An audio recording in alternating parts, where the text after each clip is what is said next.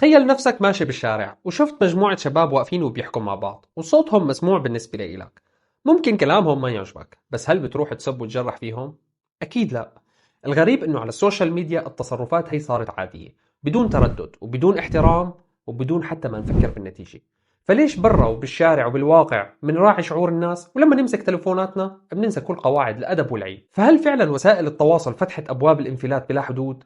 ولا نحن اللي سمحنا لهالشي يصير؟ للأسف صرنا نحكي من وراء الشاشات ونسينا أصول الكلام. صرنا نحس إنه لطالما الشخص بعيد وما بيشوفنا فخلص إلنا الحق نجرح ونسب ونستهزئ. بس الحقيقة إنه الكلام حتى لو كان من وراء الشاشة له أثر كبير. أنت لما بتكتب تعليق جارح أو كلمة مؤذية فأنت بتأذي شخص حقيقي، مو مجرد حساب أو صورة. والمصيبة الأكبر إنه مع الوقت صار البعض يفتخر بقلة الأدب على إنها حرية تعبير. ومن يومين توفى البلوجر شريف نصار الله يرحمه، وهذا كله بسبب التنمر عليه وعلى المحتوى تبعه بالتعليقات.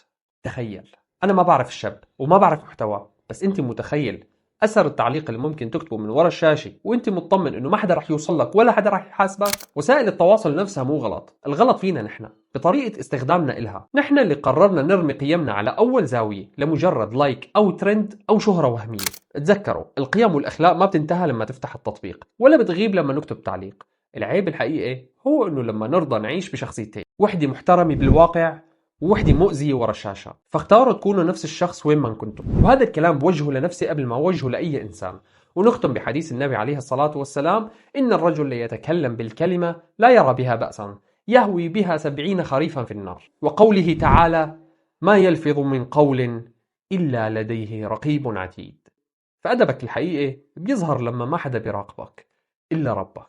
فاللهم اجعل قولنا وعملنا وعلمنا شاهدين لنا لا علينا. والسلام عليكم.